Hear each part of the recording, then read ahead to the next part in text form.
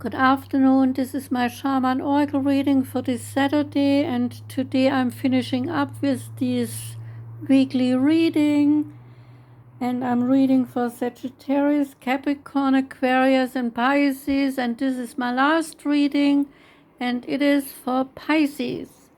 Welcome, Pisces. The reading starts with the Grimalkin's Curious Cats Tarot, and out for you came the card Justice. And Justice is dedicated to the cat Tika. Tika is a remarkable cat with a special habit, namely she spends most of her days in an office with her human caretaker, which is an ethics professor at a local college. And Tika is sensing perhaps a dilemma troubling this professor.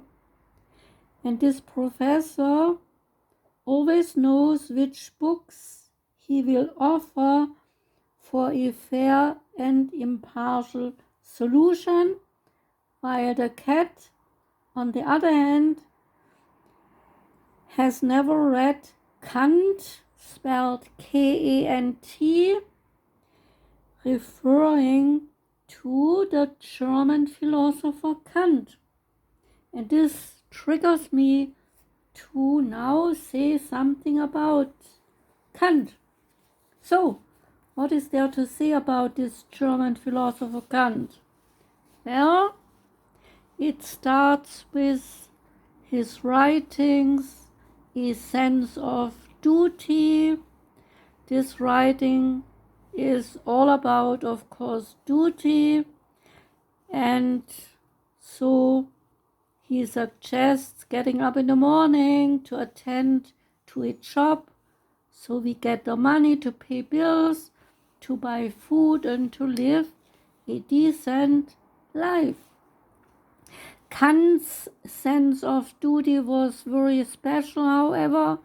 Stories tell of his neighbors setting their watches by seeing him leaving the house the same time of each day. Is that still called duty, or is it rather pedantic or even rigid? I'm asking. Kant was strongly influenced by human reasoning, and this human reasoning for him was synonymous with a human moral law that lies within each of us.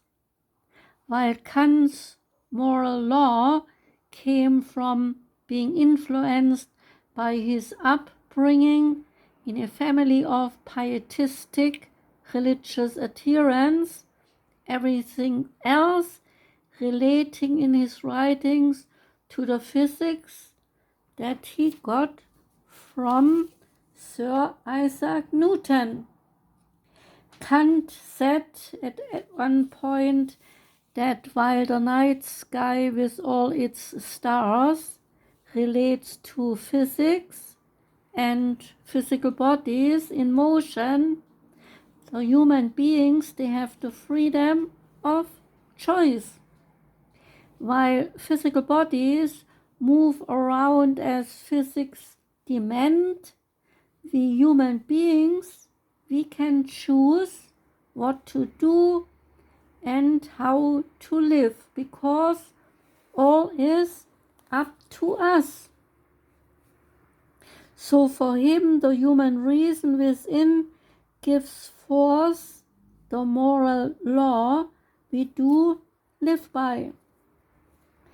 And I think our world, with all its criminal actions everywhere, might suggest otherwise. But for him, for Kant, we are the focal point according to him, since we possess all the powers to decide how to live our lives, which is a moral life. But is the question, are we the focal point above everything, and do we truly have the power to choose? Or is our luck to choose based on where we are born and into which family we are born and into which country? We might be born into poverty, into a land with no or very little possibilities of any free choice, and so there is no escape of any sorts. So, I'm asking, is that true what Kant is suggesting? But then philosophy is highly suggestive and a theory after all. And now I'm continuing after this Kant coming in here in the reading. It continues that for every action or decision there is a reaction. A choice that seems banal today may have significant implications later on down the road, says the author of this deck. Justice asks that you do not try to see too far into the future, but instead use your intuition and gain the wisdom to make the best decisions at this time. If you are involved in a legal matter or a situation that requires a ruling or conclusion from an authority figure, you will benefit greatly from keeping your emotions in balance to avoid acting in a manner that would be counterproductive to your end goal. You may need to take responsibility for your actions and hold yourself accountable. When the card Justice appears, truth prevails.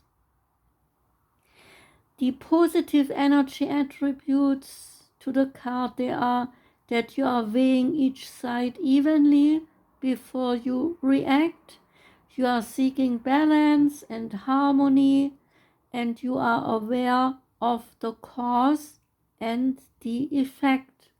You understand karma, you are accountable for actions, and you expect an even playing field for everyone.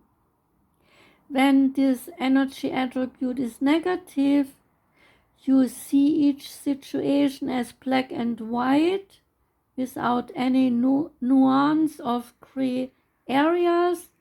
You cannot conceive of how a situation could be perceived as unfair or unjust. You might have a rigid mindset, and you might be unable to make a decision due to endlessly weighing all the pros and cons and questioning the morality of others. And well, to read something from the philosophies of Kant that might make you instantly feel stupid and ask yourself, how understands anyone that stuff? Well, I felt that way in philosophy class, so I can sympathize with the cat here, not understanding what a professor is doing. Next card is the Work Your Light Oracle card, and that one is called Warrior Woman. Oh yeah. And the Warrior Woman, she is an inquiry card. There are different energies assigned to the card of this deck, like confirmation, inquiry, action, activation, and transmission. And the warrior woman, she is an inquiry card. And she is asking you, have you answered your deepest calling? And it continues, you are here for a reason. You are being called to bravely pave your path. Have you answered your highest and your deepest calling? Living a heart and soul-led life is not all fluffy and smooth sailing. Living a heart and soul-led life requires courage to triumph over fear. So often our fears are the gatekeepers to our greatest gifts. And the more resistance we have toward answering a call, the more important it is to our soul's growth. Sometimes fear is an indication that we are facing the right way. So think of your fears as an opportunity to expand rather than things that are holding you hostage. And if you look at your fears in this light, then as uncomfortable as it might feel, it's actually a sign that you are on the right track. And the next card is the Oracle of the Seven Energies. And this deck assigns different energies to the cards like earth, water, fire, love, sound, light, and thought. And this card here, this card here is a so-called sound card relating to the sound. Opening to discovery.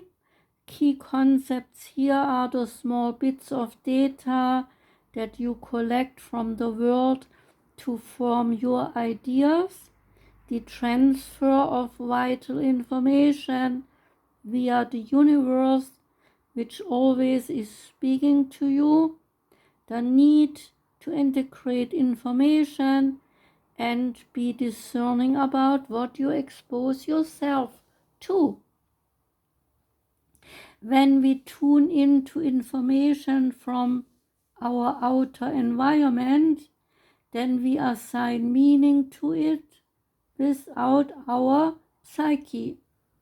Every day, however, the amount of data we sort through exceeds what we are capable of processing.